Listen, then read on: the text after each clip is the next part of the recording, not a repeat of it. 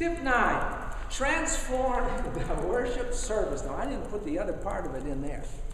Transform the worship service into a worship celebration. Now,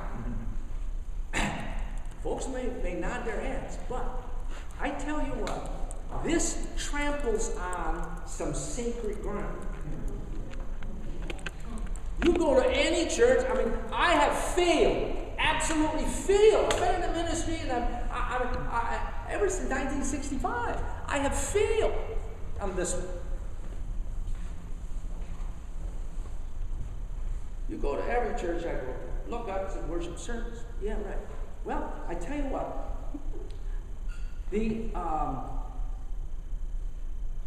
service connected with worship is really a very good word. Worship leads into service. Service leads into worship. I understand that.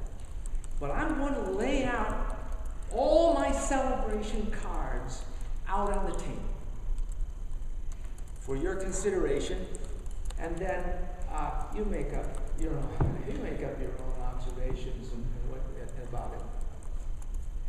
One of the constants in my own ministry was an untiring, persistent, and, as Janice said, stubborn, intentional quest to rescue the congregation's worship from being too boring, too ordinary, too expected, too monocultural, too irrelevant to draw any significant attention in the from the broader diverse community.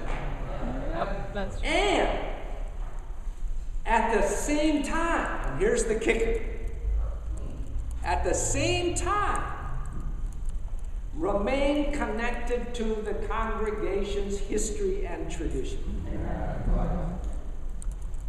Now, to keep that balance is very, very hard. I call it 1 foot planted in the center, the other dangling off the end. It's a problem when you have 2 feet in the center. And it's a problem if you have 2 feet down.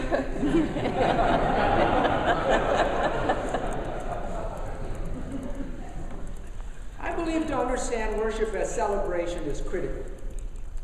Critical, not only resurrecting a stagnant or stuck or ordinary congregation back to a relevant and attractive new life, but is also important for the use of the arts. Celebration and the arts just go together, but I'm going to get more of that later. And this is particularly important.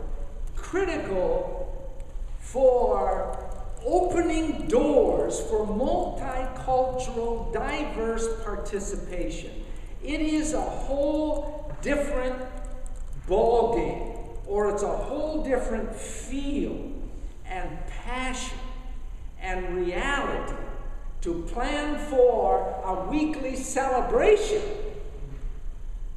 than it is to plan for a weekly service.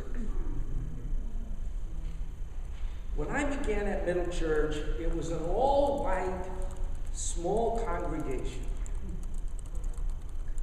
And I asked myself the question, why do people of color want to come to Middle Church anymore? I mean, why? Changing worship from a worship service into a worship celebration was just one of the keys. In planning worship, my theme song was Jane Parker Huber's God of Wisdom, Truth and Beauty. And this is the verse I like best.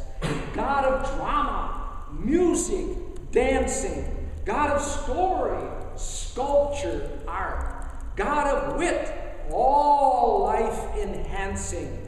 God of every yearning heart. Challenge us with quests of spirit. truth revealed in myriad ways. Word. Yeah, preaching is an art. Word or song for hearts that hear it, sketch and model forms of praise.